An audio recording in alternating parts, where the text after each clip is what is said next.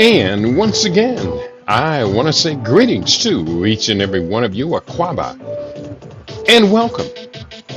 Welcome to another round of the Conscious Wrestler Report here on LIV Radio, LIV TV here on livinginblack.com. My name is Kedia Wadu, aka the Conscious Wrestler. Weekday mornings, you and I get together live. We come at you from 9 a.m. Pacific time. That's 12 noon Eastern time. And that is 5 p.m. GMT, and that's 8 p.m. East African time. We get together with you and we deal with culture, consciousness, historical perspectives. We deal with entertainment, economics, education, health, labor, law, politics, religion, family, conflict, future studies, all areas of human interactivity and development. Today's date is Tuesday, the 4th of November. The year 2025 in the Western calendar, the Gregorian calendar. This corresponds to the year 6266 in the Kemetic calendar, to which we have realigned our cultural clock. Welcome to the 7th millennium. You have found your family in a peaceful place here on LIV Radio, LIV TV, here on livinginblack.com. And let me just figure out why. Okay, everything looks good to me. Let's go forward. And I want to thank you all for your attention today. This is I do believe this is an important topic that we're dealing with today. The subject is the continuing U.S. government shutdown.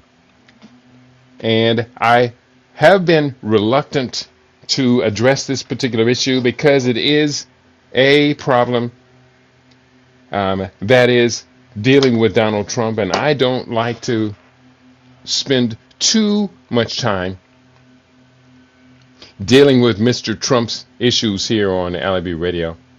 But nonetheless, we are live, we're tuned in. Here's the intro. Today on LIV Radio, the Conscious Wrestler Report highlights how this government shutdown stands out not only for its prolonged duration, now extending over a month, but also for the stark contrast between domestic funding cuts and continued international military spending.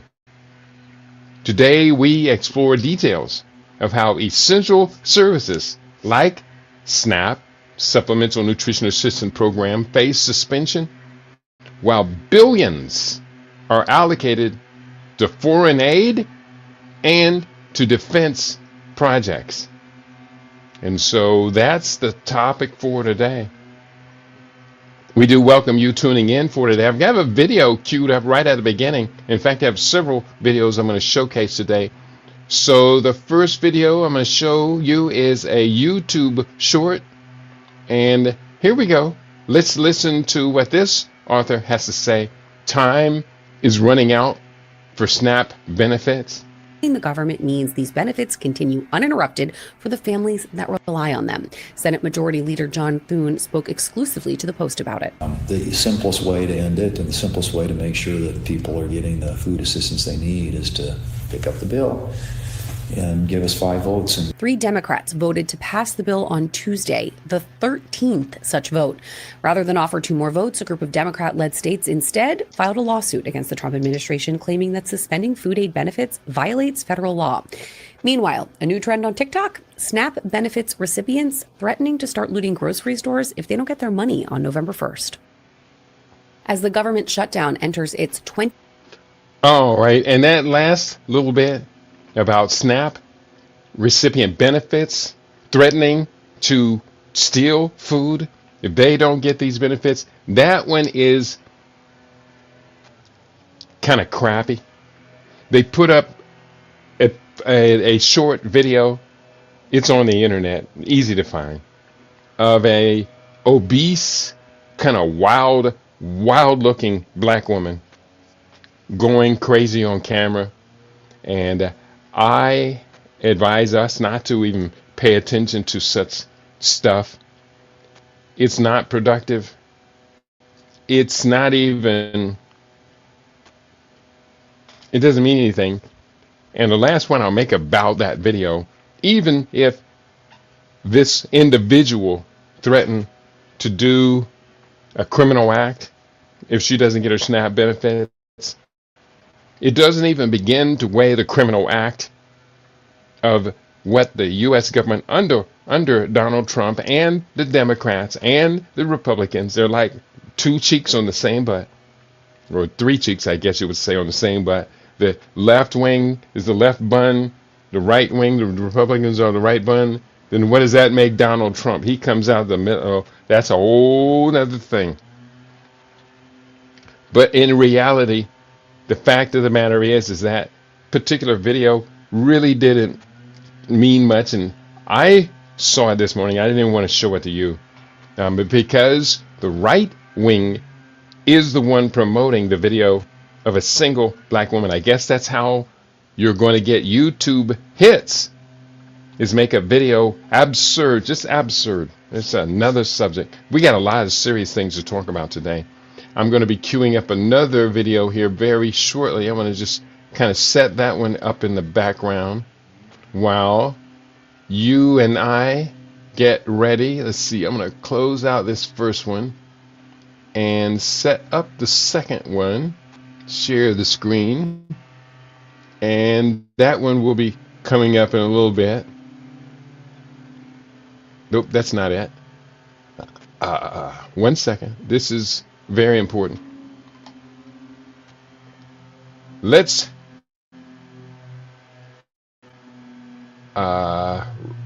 delete this one, stop screen, share screen, and here's what I'm actually looking for. There we go. All right, here's the dialogue. Let me go into the dialogue for today. And bear with me, sorry about this, but juggling, too many things, too few of me. Somebody help. Help. We need help. The government shutdown. We are officially in the longest government shutdown in U.S. history. And with the next Senate vote to reopen the government unclear, the 2025 shutdown became the longest shutdown ever today, Election Day, on November 4th.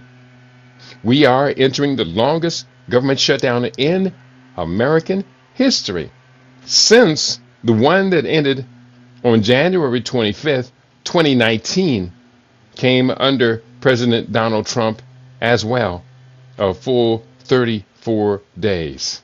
So Donald Trump has the two longest government shutdowns in American history in his 2 terms. It says what it says. Problems below are a key impacts already experienced as a result of the shutdown. So under this long list of problems already experienced, and let me just double check, make sure I got all my listeners in the audience for today. Where are you at? Where is this? Behind that at, my daddy would say. Okay. And double checking, make sure any of my listeners, I'm not going to ignore you. You're in the house. Here is the list of what the nation is already experiencing. Number 1, over 1.1 million federal workers, including at least 670,000 furloughed and 730,000 working without pay, have missed paychecks. At least 670,000 furloughed and 730,000 working without pay have missed paychecks, with some active duty military and reservists also affected for the first time in history. Point 2, Supplemental Nutrition Assistance Program. We've heard a lot about SNAP this week. SNAP funding has run out, threatening food assistance for more than 42 million Americans. Many states have declared emergencies, and food banks are being overwhelmed by increased demand as families lose benefits. When SNAP benefits will arrive is still in flux. Here's what communities are doing to fill the gap. That's a story I have up. That story is from NPR. I'm just going to copy, cut, and paste that story over here for my listening audience. I'm going to paste this up on my video today, and also they have been pasted up on the videos shown before we went live on the air. And I think so that article is already up on the Rumble page as well. I guess I could paste that up here for our YouTube listeners. Let me just find out where you are. You're on my desktop somewhere. And for my YouTube listeners, this is the link to this article. President Trump is cutting food assistance in budget bill. Okay, that's the next piece of video that I have up here. Copy and paste that piece of video over here. So you have it. And I'm going to paste this piece of video up for our Rumble listeners. There it is. Let me share this next piece of video. Add to the stage, and we're going to go to Mr. Trump. Food assistance in this bill. Let me just tell you, the cut is going to give everybody much more food because prices are coming way down. Groceries are down. Eggs. You told me about eggs. You asked me a question about eggs my first week. You said eggs. I said, I just got here. Tell me about eggs. And it was going through the roof. You know that eggs now are way down. Everybody's buying eggs. Groceries down. Energy's down. Gasoline is now they're buying gasoline now for $1.99. If you look back, you'll see $3.50, $4. This country, we're going to lose this country. Our country now is respected all over the world. All over the world, we're respected. You can't. All right, the audio on that was not very good. Donald Trump is so out of touch.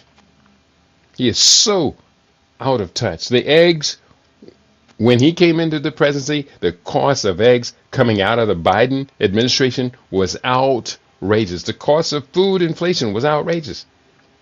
But when Donald Trump says now the cost of food is going down, the cost of gasoline at $1.99, he's completely out of touch. Completely out of touch. He doesn't know your and my food prices have not fallen. The cost of eggs may have fallen. I don't eat eggs. I don't eat them. I don't mess around with any animal carcass parts, especially something that has emerged from a chicken's cloaca. So I don't know about the price of eggs, but I'm assuming he's telling the truth. But it's not like the price of eggs has gone down to what it was before the incredible food inflation. So Donald Trump is out of touch. And we know he's out of touch. So we're going to just keep moving forward. I want to see who is out there today in my listening audience. Anybody with me?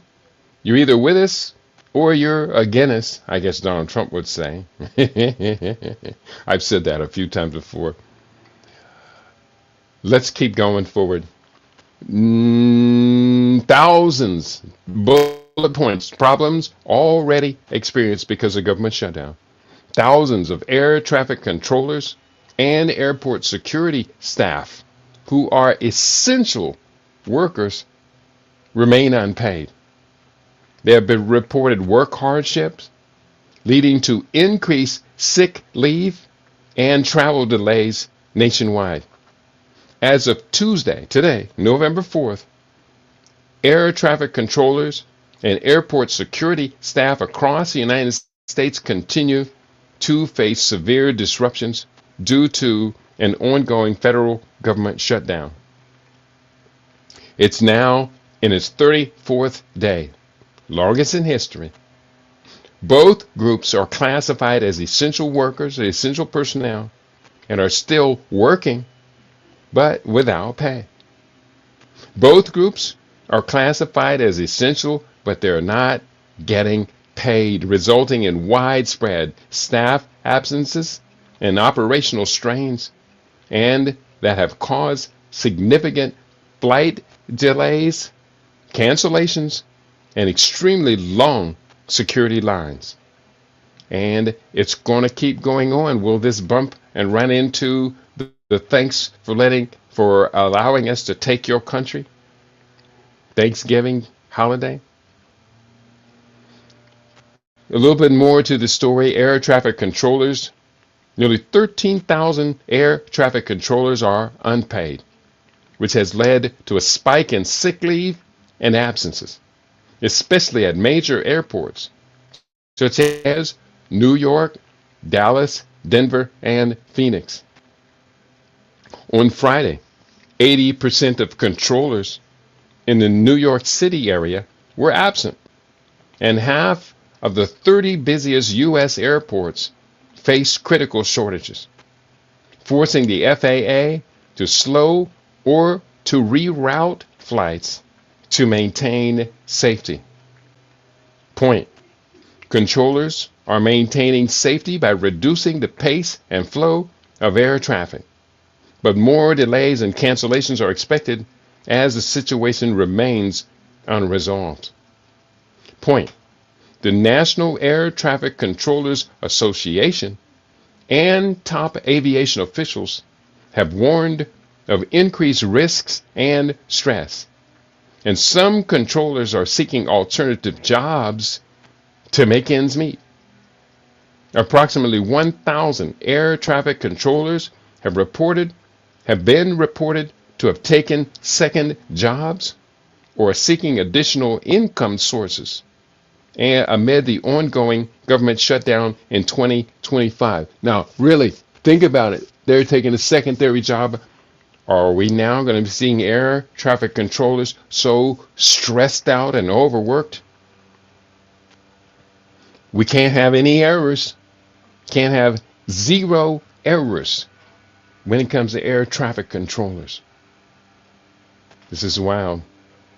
Approximately 1,000 air traffic controllers reported to have taken second jobs or seeking additional income sources amid the ongoing government shutdown in 2025, which has caused them to go unpaid for an extended period. This figure is expected to grow as the shutdown continues and unpaid controllers look for ways to support themselves financially. And next point, or next group of points, dealing with airport security staff, TSA. About 50,000 TSA agents nationwide are working without pay. Staff shortages have led to exceptionally long lines, with reported security waits of up to 3 hours at airports like Houston, Bush, and San Diego. 3-hour wait to get your security check. Wow.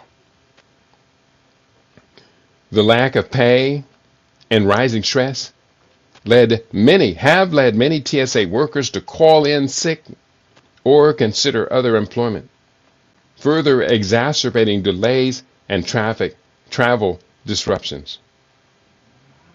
Next point on the TSA: operational status and the risks. The government has not shuttered airspace, but Transportation Secretary Sean Duffy confirmed that delays are being used as a safety measure. While safety standards are being upheld by slowing traffic and reducing workloads, top officials have admitted that every day the shutdown continues adds risk and pressure on the system. Next point, airlines are taking steps to support unpaid federal workers, such as providing meals, but no government resolution appears imminent. Overall, the U.S. commercial aviation system is under intense strain, with significant risk, travel disruptions, and mounting pressure on unpaid essential workers as the shutdown persists. Next point regarding the government, delays in processing permits, government loans, and approvals for small businesses and individuals. The delays have begun, disrupting commerce and creating bottlenecks for those awaiting critical documentation. Point. Economic activity has slowed, with the Congressional Budget Office projecting a noticeable reduction in gross domestic product for the fourth quarter, worsened the longer that the shutdown lasts. Economic activity has slowed down. I'll have more to say on that shortly. Point. Many federal contractors who do not receive back pay are struggling with lost income, causing strain especially for small business dependent on government work. And I just heard yesterday from someone who had been doing government contracts, and she unfortunately had to lay off all her staff.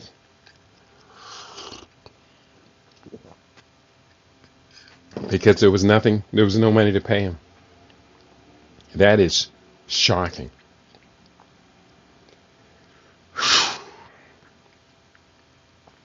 Going forward, families, many federal contractors, I think I just made this point, who do not receive back pay are struggling with lost income, causing strain, especially for small businesses dependent on government work. Families, next point, families report difficulty affording basic necessities like food and heat as the winter approaches, due to the loss of federal aid and missed paychecks. Point. The uncertainty and cumulative effects are raising risks of long-term economic harm, especially if the government continues past Thanksgiving with increasing layoffs, fewer hires, and declining consumer confidence. If the government shutdown continues past Thanksgiving,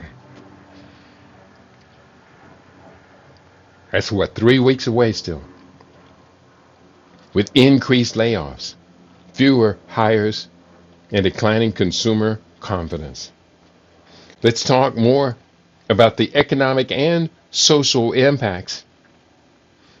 The shutdown is estimated to reduce national economic growth by about 0.1 to 0.2 percentage points. That's GDP.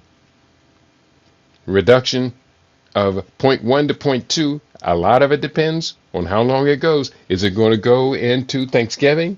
Because there's a significant amount of activity surrounding Thanksgiving that's probably going to be choked off,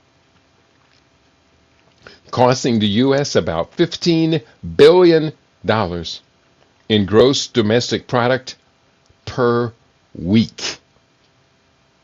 So if it's going to be more than 3 more weeks, $15 billion down the drain each week. Point. Consumer spending could be further weakened, especially among lower and middle income households reliant on federal assistance. And for everyone else, going into the busiest consumer spending season of the year, and that doesn't even answer the question, what are we going to do with Xmas? People are going to be choking off. Santa Claus and the retailers and the distributors of retail products, already burdened by the Trump tariffs, are now further burdened by the Trump government shutdown? Oh, wow. Point. Delays in data releases, such as monthly jobs reports, are increasing uncertainty for policymakers and markets. Ooh, the markets. With no monthly job report coming out this month, how will Wall Street be impacted? Could go either way with Wall Street, because gamblers there, gambling with borrowed money, they could go either way. Wow. Ongoing concerns. State and local agencies that depend on federal funding are at risk of having to cut or suspend services. Now we're talking about state governments, local governments, worsening the impact on vulnerable populations. Point.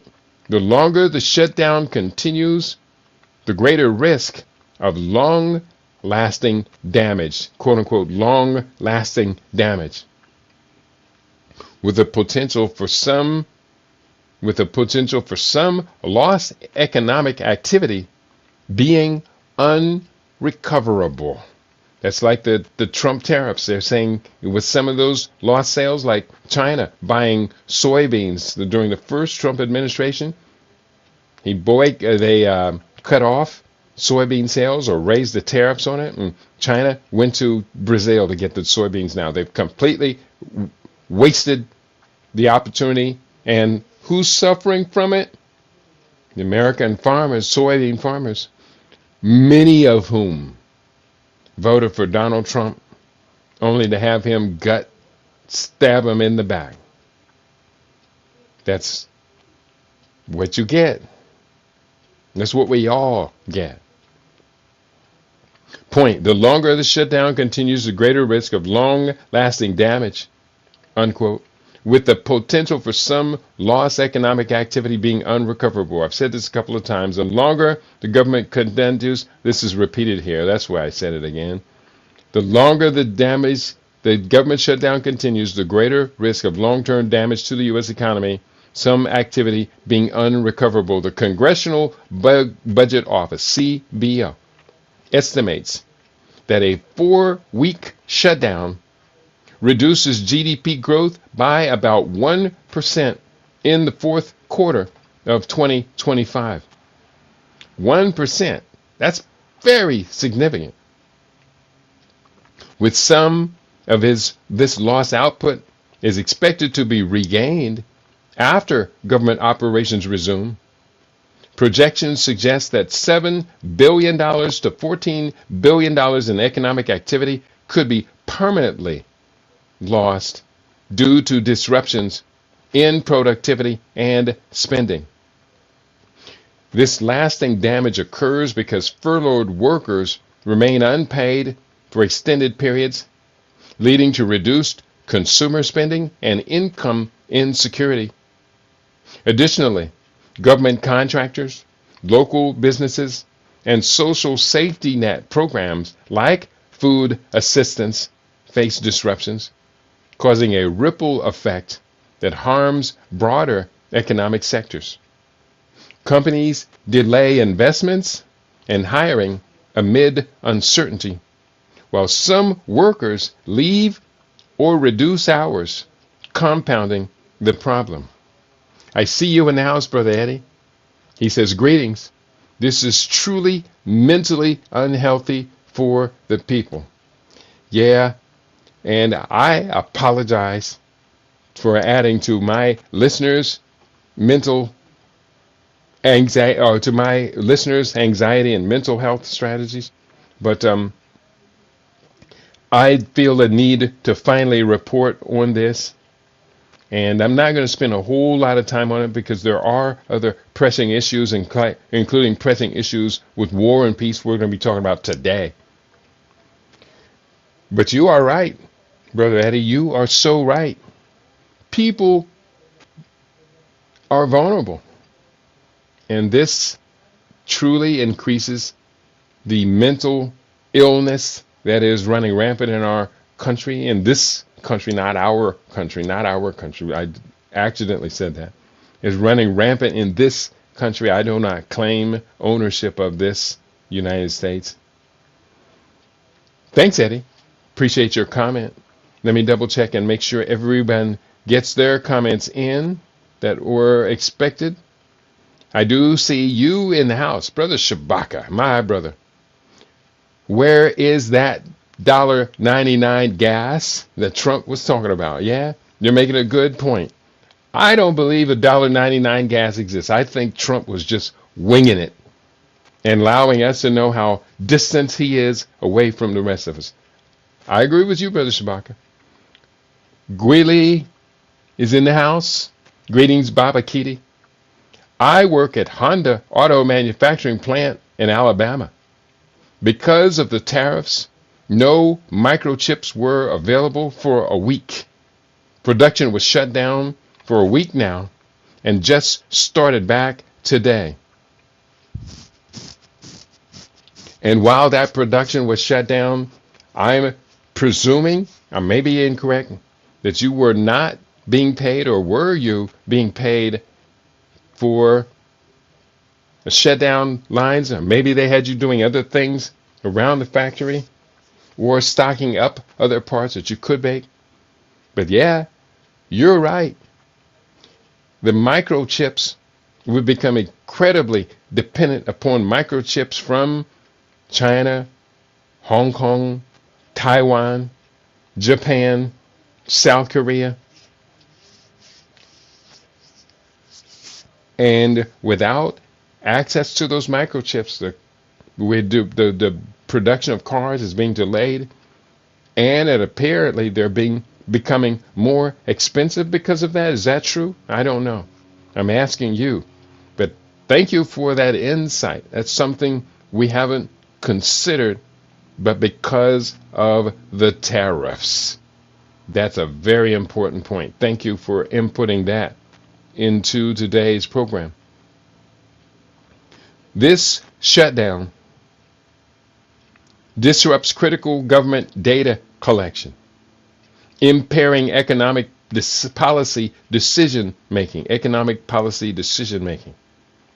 Prolonged stalemates further erode consumer and business confidence, increasing the risk of economic contraction and slower recovery. In sum, while short-term shutdowns cause temporary setbacks, prolonged closures threaten structural economic damage that may take years to fully heal, beyond just deferred activity or lost months of output. It may take years to fully heal. It may never fully heal. Meanwhile, the billionaire class of oligarchs, they move around the world. They jump on their private jets and just move their activity to Britain or Ireland, to Japan, to Singapore, some even going to China. So you and I are stuck in the belly of the beast. This explains the statement, quote, continued shutdown escalates risks from temporary disruption to enduring harm, meaning some economic losses will not be recouped. Point. These issues underscore the immediate and growing costs of the government shutdown, with daily disruptions and negative effects rippling through the economy and society. And next point, against all of the domestic financial woes that the nation is experiencing, Trump continues to pound the drums for new wars, possibly involving Iran, Venezuela, Colombia, Nigeria, South Africa, China, and even possibly Russia. Amidst all of that, Trump has ordered the United States to begin nuclear testing. begin nuclear testing. That's absurd. They're giving missiles to Ukraine, $1 billion, more than $1 billion. I think more. I know it's more than $1 billion. I don't have the number handy. I could look it up real quick. Of government assistance to Argentina to pump up Argentina's government.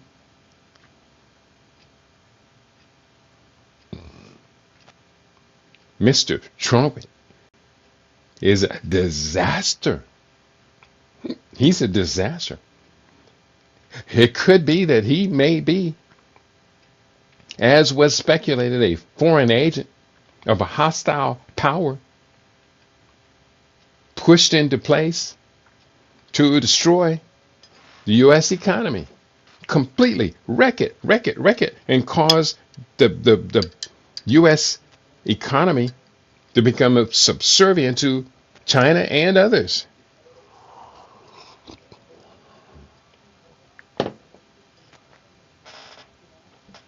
It goes on. This next one is a video, and I'm going to push this video up for our listening audience. U.S. President Trump says he has asked the Pentagon to plan military action in Nigeria. This from DW News. Let me post up the link to this. Post up the link here on Rumble. I'm going to post it up also on my Facebook page. And I'm going to post it up for our YouTube listeners. And I see Eddie has a comment. He says, thank you, because we need to have a true understanding of what's really going on. I appreciate that. And your gratitude. I was saying, I was apologizing for pushing this in your head and everyone's head today, because to me, this is really stressful. This is really stressful. And I don't need stress like that. I'm trying to live forever and stay forever young. Meanwhile, we have to stress out because of this. U.S. President says he has asked the Pentagon to plan military action in Nigeria. This from DW News. And I think I have this in the report for today. Donald Trump has recently escalated rhetoric around potential new military conflicts, signaling a greater willingness to consider aggressive actions in several regions, including Nigeria, Venezuela, and possibly other countries such as Iran, Colombia, South Africa, China, and even Russia. His announcement to prepare the Pentagon for possible operations in Nigeria was prompted by allegations of violence against Christians by Islamic militants, with Trump threatening to cut aid and undertake, quote, swift, brutal, unquote, military strikes.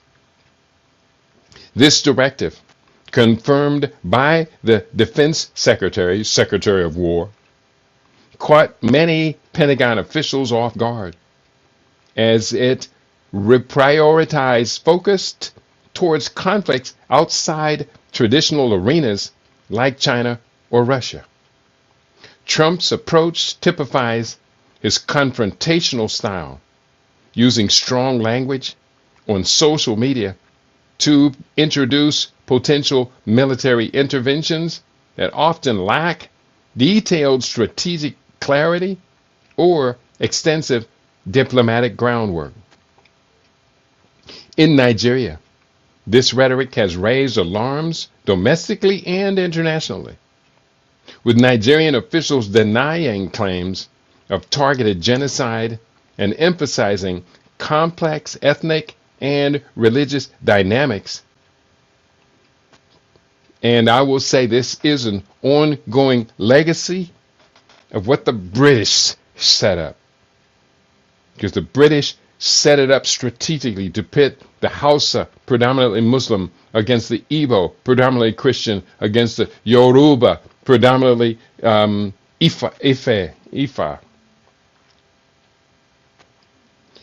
And now the British have been out of Nigeria since the early 1960s, but the legacy of the conflict has continued, resulting in the Biafra War between the Muslims, Hausa, and the Christian Igbo, one of the most bloody, devastating, genocidal conflicts in recent history. I'm talking about the history of the last century. And it is still ongoing.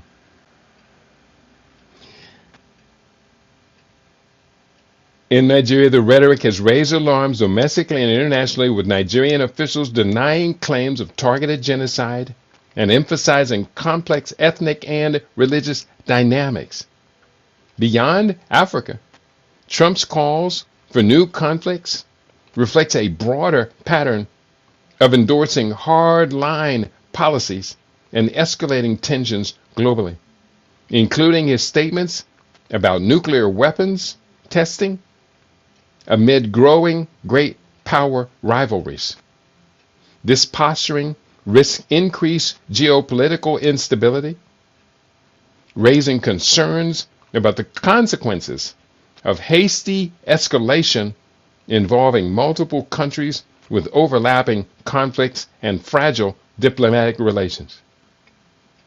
Trump's safety appears rooted Trump's strategy, not safety, Trump's strategy appears rooted in a show of force mindset aimed at projecting strength, though the real world outcomes could entail heightened risks of prolonged conflict and international backlash.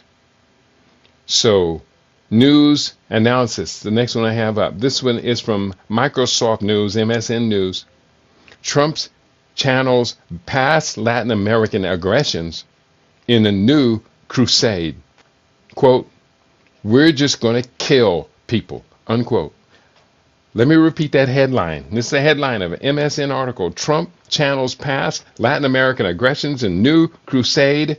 Quote, "We're just going to kill people," unquote. By Patrick J. McDonald and Kate Linthicum, MSN News. And let me put up this link for those of you who want to have access to it. I'm going to put it up on my Facebook page, and I did put it up there earlier for the Facebook, but I'm putting it up here again for the Facebook. Copy, paste, and that headline, we just gonna kill people. The man actually said that. We just want to kill people. That's incredible. I'm going to push this up here. And I see you have joined us, Brother Ronan. Always great to have you in the house. He writes, Trump can't sell a war right now. It's a distraction. I think you're right. I think you're absolutely right. He can't sell a war because, quite simply, the United States cannot afford a war. They don't have the money. They don't have the empire. And any war right now that would take place is going to cause massive disruption in the global economy. And the United States will fall out of its top position.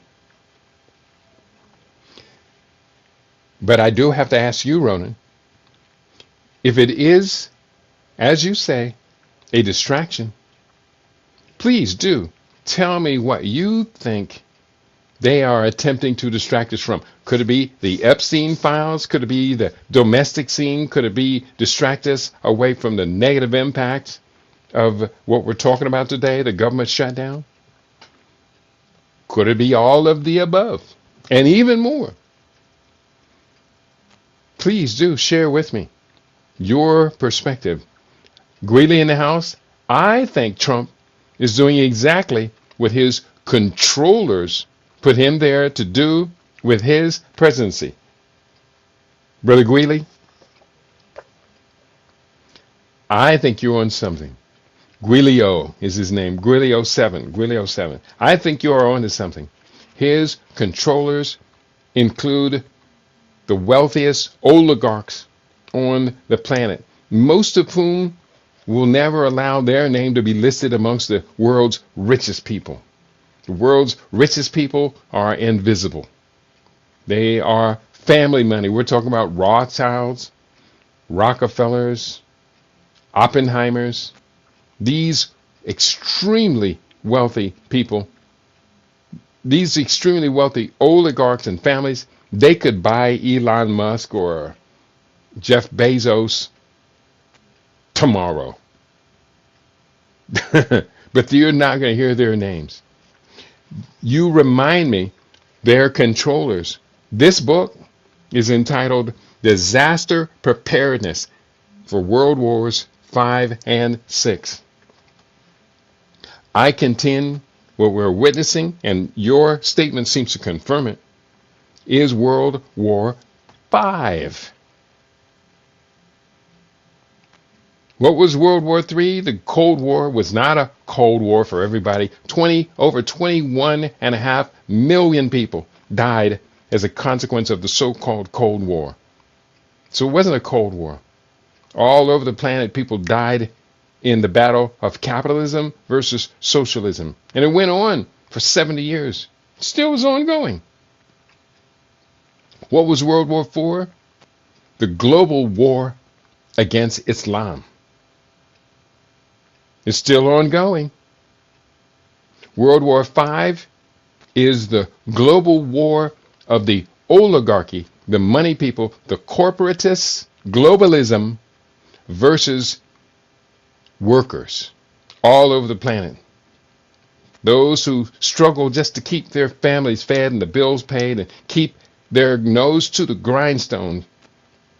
They keep their nose to the grindstone just to pay bills until they get sick. Now they have a new set of bills to pay. It's the globalists against all of us. And the last, what is World War VI? World War VI is another hot war.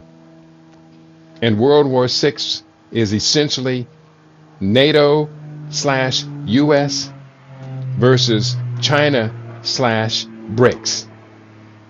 I contend that is a new global frontier, and I lay out my evidence in this book. Let me just go to that chapter on the globalists versus all of the rest of us. And this book it's not only talking about these wars, but it's also talking about what you and I do. The last 2 chapters are really all about what we do in response to their war and warmongering, and especially you and I must master game theory and do it sooner than later. Here's what I say about the rise. That's World War VI. Let me go to World War V, and it is confronting the dehumanizing globalist matrix. It is the condition of the oppressed that their own actions must liberate them. So said Frantz Fanon. Have another quote to begin the chapter. We must begin to rapidly to shift from a thing-oriented society to a person-oriented society.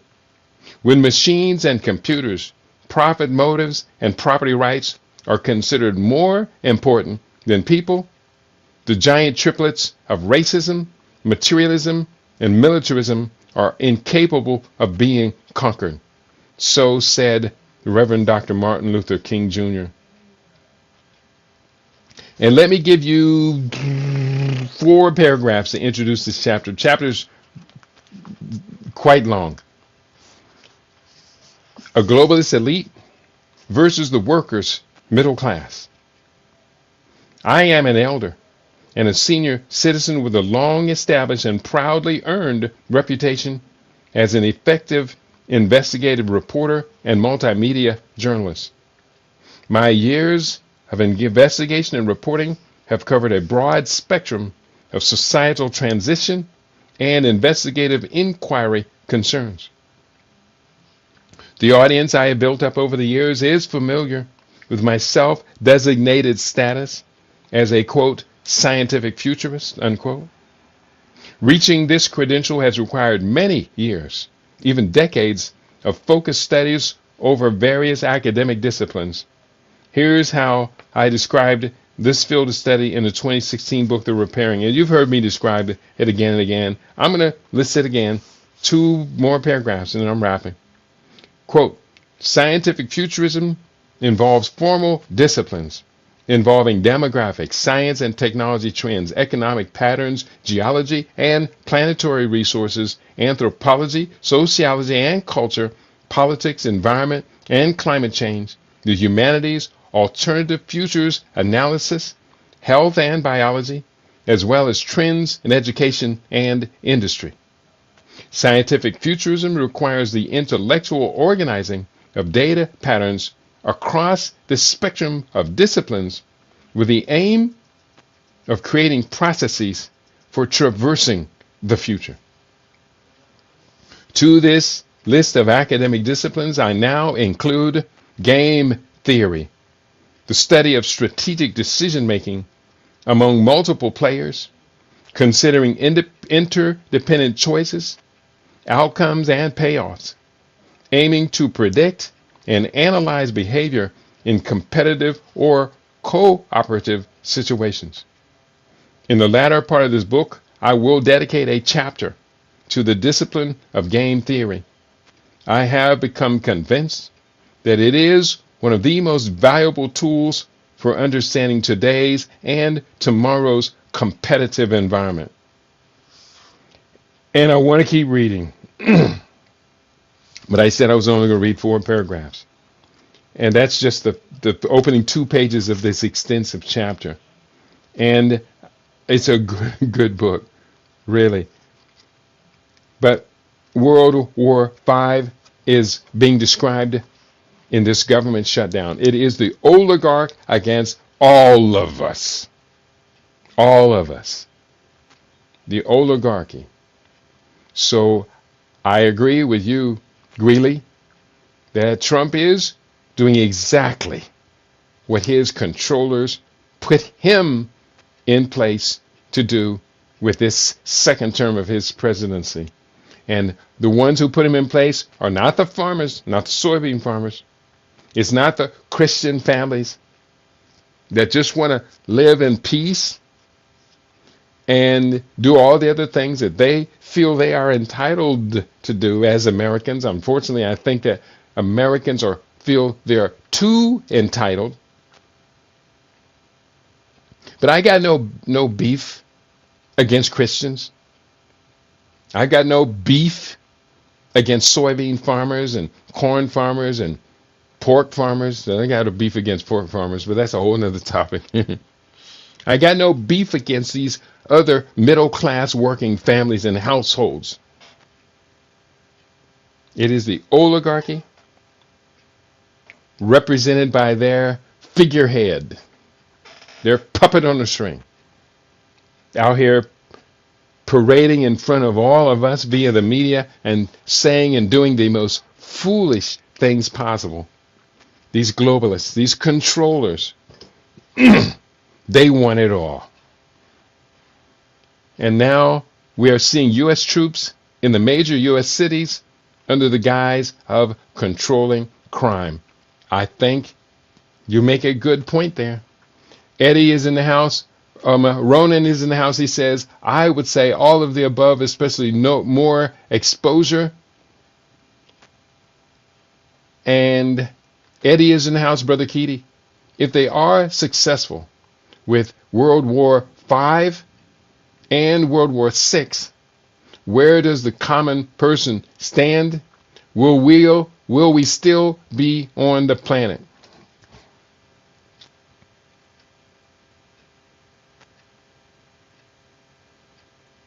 World War V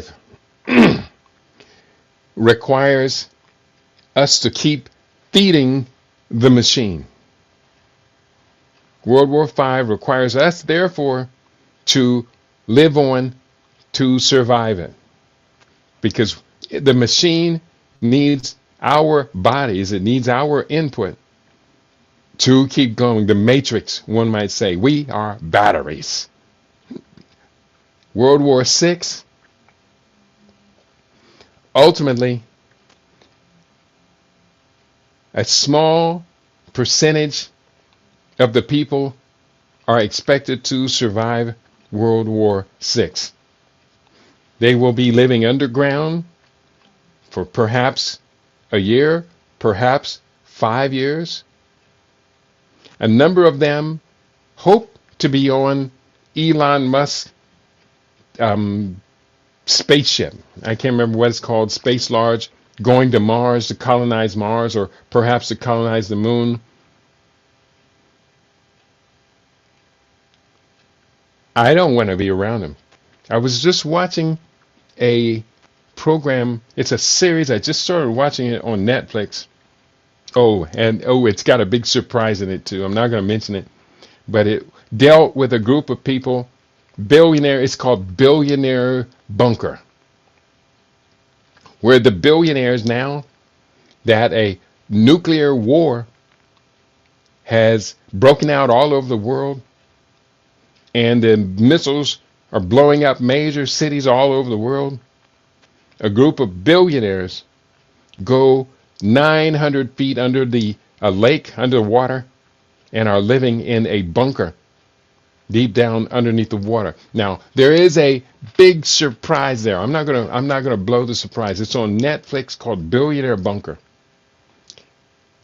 I highly recommend, if you get a chance, can I get at least 2 or 3 of you to watch a segment or 2 of that? It's got a big surprise in it. I don't want to spoil it right now. Please do. But where are we? Will we still be on the planet? Yes. If we can exit the countries that are targeting each other for nuclear annihilation and get to the heart of the planet, to sub-Saharan Africa, and get into the rainforest where there will be limited or no internet, where our computer devices may not be working unless we've set up our own independent matrix of renewable energy. I've been saying this for at least since 2015. Kujichagulia villages, that's where we can survive this. But the Kujichagulia villages that will survive World War VI will not be in New York. It will not be in the DMV. It will not be in Los Angeles, Chicago. Most likely, Las Vegas will be blown out. It's not going to take but a couple of hits before Las Vegas is gone. There is a major military base here, so it is targeted. Las Vegas is a target.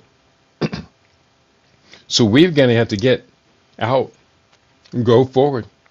We may be able to survive it in the Caribbean, CARICOM, in places like Trinidad, Tobago, USVI, Puerto Rico, maybe. But I don't know, with Donald Trump rattling the sabers over that area, we may not have much of a chance there as well. I'm going to have to go forward back into my research document, because I have a little bit more to share. This one, news analysis. Trump channels past Latin American aggressions in new crusade. We're just going to kill people. From MSN News. They're blowing up boats in the high seas, threatening tariffs from Brazil to Mexico, and pushing anyone deemed hostile, punishing anyone deemed hostile, while lavishing aid and praise on allies, all aboard with the White House program. Welcome to the Monroe Doctrine 2.0. The Trump administration's bellicose, you're with us or against us approach to Latin America. Not a year into this term, President Trump seems intent on putting his footprint in America's backyard, quote unquote, more than any recent predecessor. He came to office threatening to take back the Panama Canal, and now seems poised to launch a military attack on Venezuela and perhaps even drone strikes on cartel targets in Mexico. He vowed to withhold aid from Argentina if this week's legislative elections didn't go the way he wanted. They did. Every president, quote, every president comes in promising a new focus on Latin America, but the Trump administration is actually doing it, says James Bosworth, whose firm provides regional risk analysis. There is no country in the region that is not questioning how the U.S. is playing Latin America right now. Fearing a return to an era where U.S. intervention was the norm, from outright invasions to covert CIA operations to economic meddling, many Latin American leaders are trying to craft please Trump strategies with mixed success. But Trump's transactional proclivities, mercurial outbursts, and bullying nature makes him volatile negotiating partner. Quote, it's all put Latin America on edge, unquote, said Michael Shifter, past president of Inter-American Dialogue, a Washington-based research group. It's bewildering and dizzying, and I think disorienting for everyone. People don't know what's coming next. In this supercharged update of U.S. gunboat diplomacy, critics say laws are being ignored, norms sidestepped, and protocol set aside. The combative approach draws from some old standards: war on drugs tactics, war on terrorism rationales, and Cold War saber rattling. Facilitating it all is the Trump administration's formal designation of cartels as terrorist groups, a first. The shift has provided oratorical firepower, along with a questionable legal rationale for the deadly, quote, narco-terrorist, unquote, boat strikes, now numbering 14 in both the Caribbean and Pacific. Quote, the Al-Qaeda of Western Hemisphere, unquote, is now Pete Hegseth. Trump's defense secretary has labeled cartels as he posts video game-esque footage of boats and their crews being blown to bits. Lost is an essential distinction. Cartels, while homicidal, are driven by profits. Al-Qaeda and other terror groups typically proclaim ideological motives. Another aberration: Trump doesn't see the need to seek congressional approval for military action in Venezuela. I don't think we're necessarily going to ask for a declaration of war, Trump said. I think we're just going to kill people that are bringing drugs into our country. We're just going to kill them. They're going to be like dead. Trump's unpredictability has cowed many in the region. One of the few leaders pushing back is Colombian President Gustavo Petro, who, like Trump, has a habit of incendiary, off-the-cuff comments and social media posts. The former leftist guerrilla, who has already accused Trump of abetting genocide in Gaza, said Washington's boat bombing spree killed at least one Colombian fisherman. Petro called the operation part of a scheme to topple the leftist government in neighboring Venezuela. Trump quickly sought to make an example of Petro, labeling him, quote, an illegal drug dealer, unquote, and threatening to slash aid to Colombia while his administration imposed sanctions on Petro, his wife, son, and a top deputy.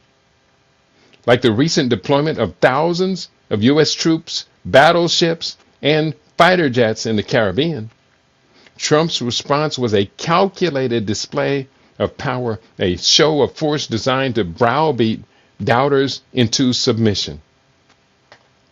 So let me just give you that link. I'm going to push this up for everybody real quickly. And that link was from Microsoft News. Did I copy it already? It may not have. But again, Trump channels past Latin American aggressions into a new crusade. We're just going to kill people. I'm going to put this up here. I see a couple of comments have come in. He said, Greeley, we are now seeing U.S. troops in U.S. major cities. How much time do we have before it's too late? We have run out of time. I think it's already in motion, but I could be wrong. Eddie writes, Brother Keaty, if they are successful with that, I already read that. So I'm going to put this link up for you to have access to on Rumble as well as on my YouTube, putting it up here in the Facebook page.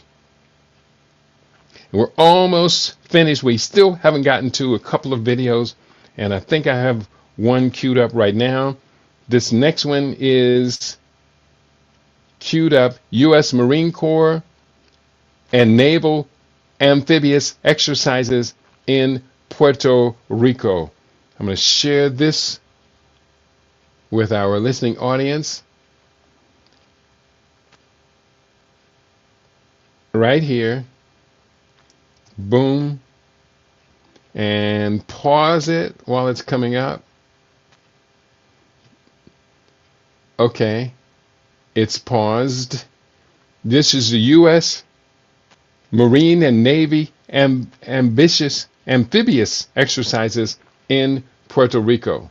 So open, share screen, and here's what the video has to say. I have to put it up one more time, and here's what it has to say. This is a video short.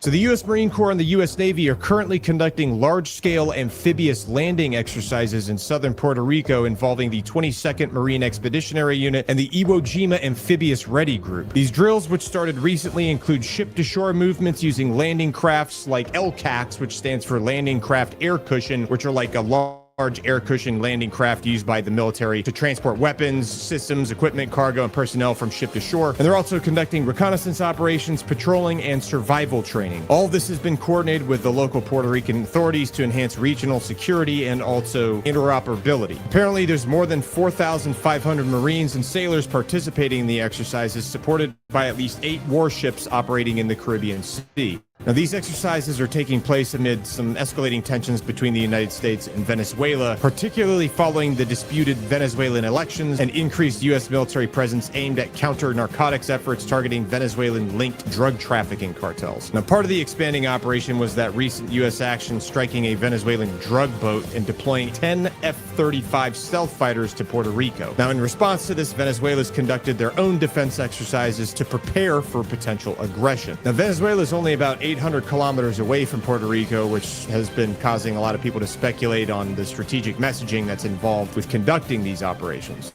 Meanwhile, the training was described as realistic and aimed at maintaining readiness in a volatile area.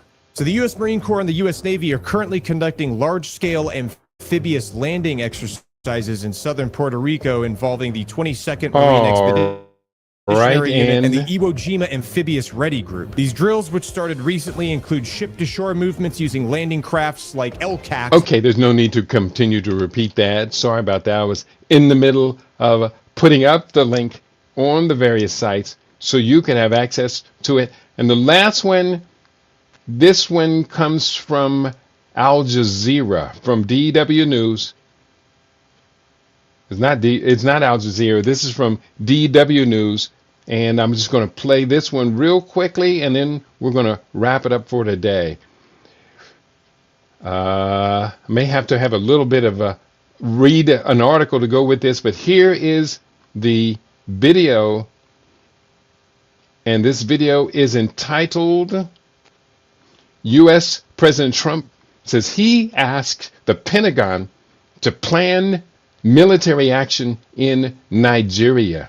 This is a very important story. Let me just play this video, about 5 minutes or less. Donald Trump says he's asked the U.S. Defense Department to prepare for potential military action in Nigeria. The U.S. president says it's because Nigeria's government is failing to stop what he calls the persecution of Christians. In a social media post, Trump said the US is immediately stopping all aid and assistance to Nigeria. He went on to say he was instructing the military to prepare for possible action. Nigeria has denied the allegations.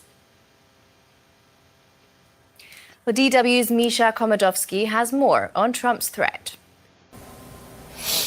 Well, President Trump has issued a message to the Nigerian authorities, and let me quote it in full. If the Nigerian government continues to allow the killing of Christians, the USA will immediately stop all aid assistance to Nigeria and may very well go into that now disgraced country, guns a-blazing, to completely wipe out the Islamic terrorists who are committing these horrible atrocities. I'm hereby instructing our Department of War to prepare for possible action. If we attack, it will be fast, vicious, and sweet, just like the terrorist thugs attack our cherished Christians. Warning, the Nigerian government better move fast, end of quote. And now, let's break it down. President Trump didn't specify which Islamic terrorist he meant. Boko Haram is the most well-known and historically deadly Islamist group in Nigeria. It's part of a wider network of extremist movements. The main jihadist group in the region today is the Islamic State West Africa province, which both the United States and the United Nations classify as a foreign terrorist organization. The United States has never carried out a large-scale or formal combat deployment, boots on the ground in Nigeria. U.S. involvement has been limited to, say, training, intelligence sharing, and counterterrorism support in coordination with the Nigerian government. So what led to Trump's warning here? The U.S. Commission on International Religious Freedom recently urged Washington to label Nigeria a country of particular concern in 2025 due to ongoing persecution of both Christians and Muslims. A bill was also introduced in the Senate to sanction Nigerian officials accused of enabling violence against Christians specifically. Notably, President Trump post refers to our cherished Christians, even though the United States is not officially a Christian nation. Nigeria's religious conflict is complex. Both Christians and Muslims suffer violence, though the dynamics differ by region.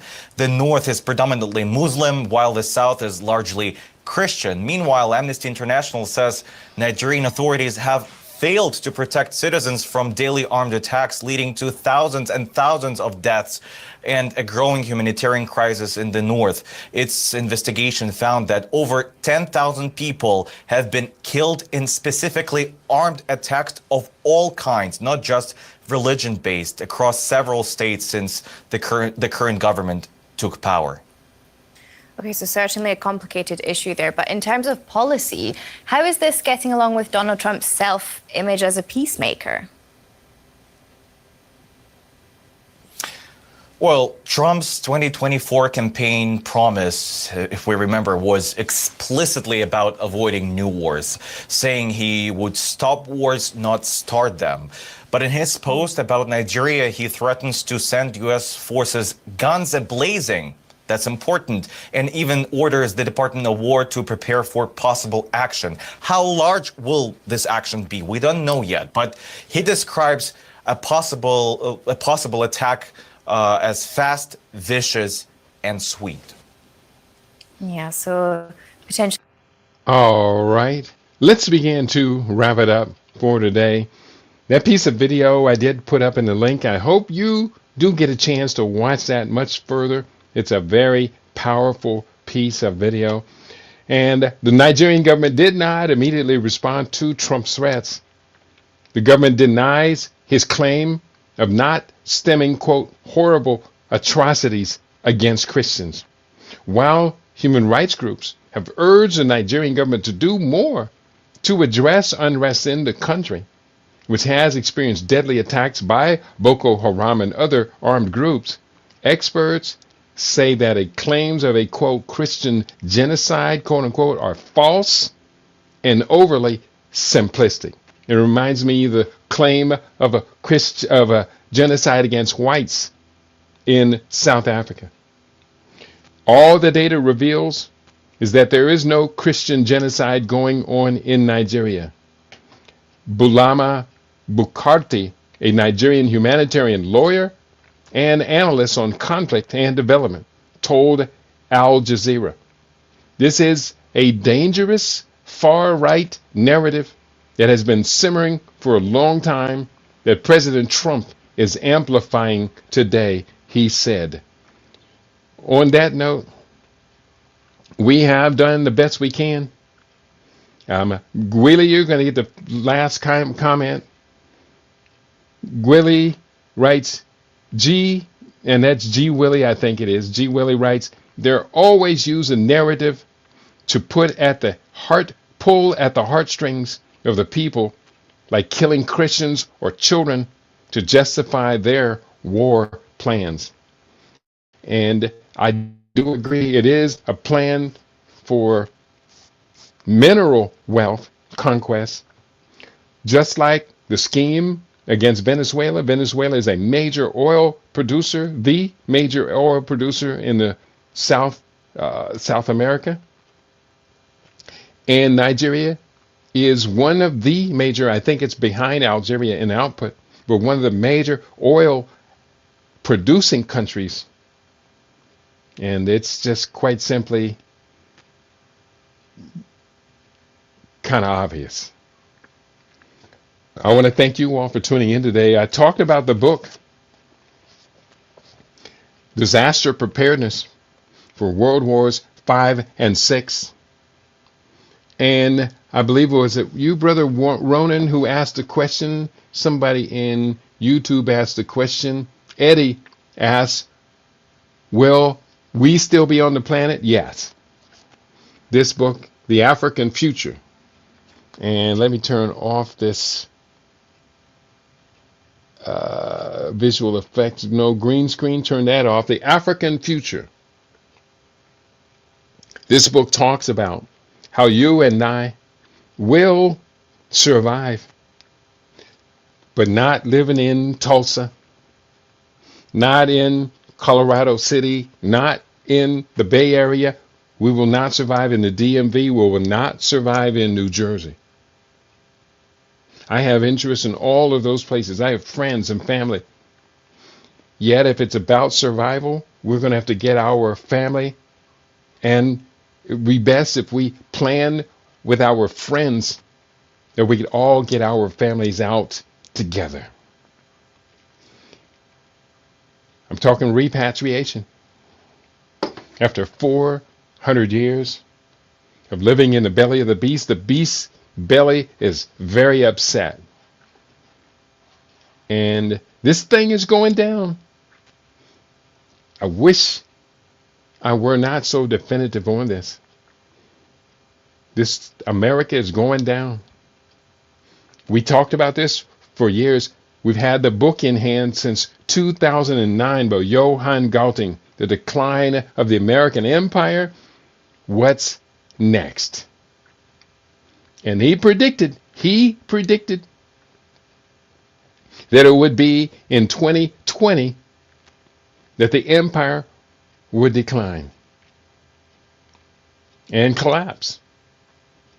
The U.S. empire would be collapsing. And what we have is this split term. Donald Trump's presidency in that first term saw majority, if not majority, a significant proportion of that decline and that collapse. And now in the first year of his second term, it's kind of obvious, isn't it?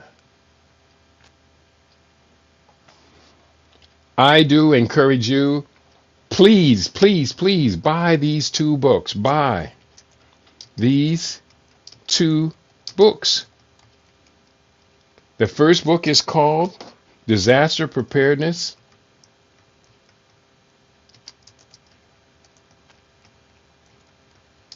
for World Wars 5 and 6. And in the second book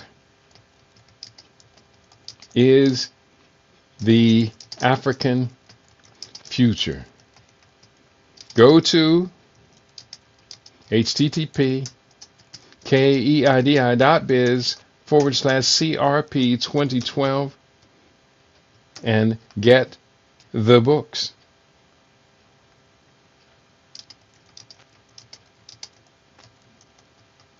So all of that to say this, if I can't sell these 2 books to you, then why do I want to continue writing? I just started on a book cover yesterday. It's quite clever. People said I like the cover. Very clever. But if I can't sell 60 books that I've already written and published to you, that will save your life. That will give you the ability to step back and see the much broader picture. Then why continue to call myself a writer?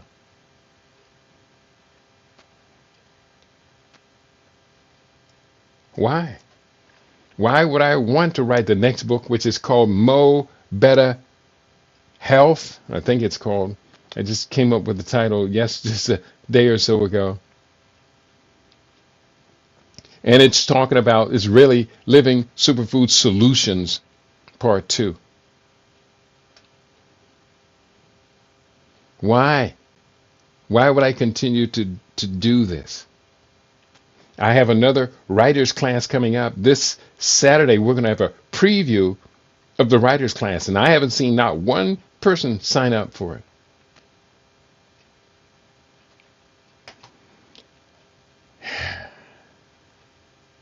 It looks like we're going to fail. And that's too bad. Because I don't think we intended to fail.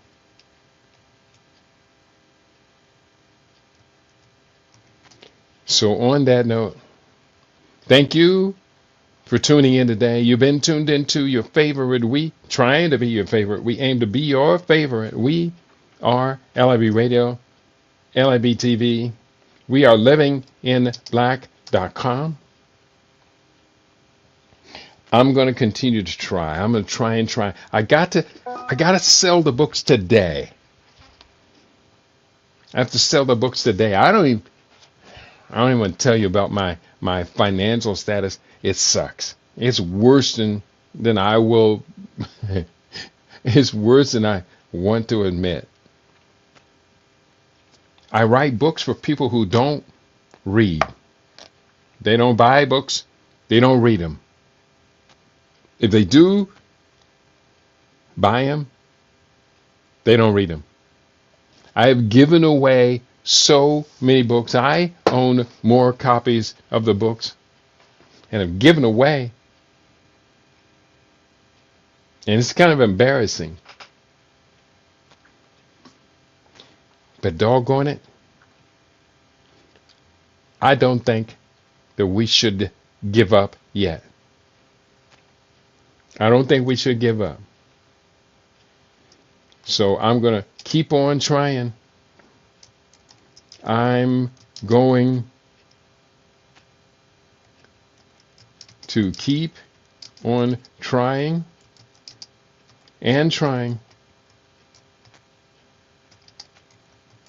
to get you up to snuff.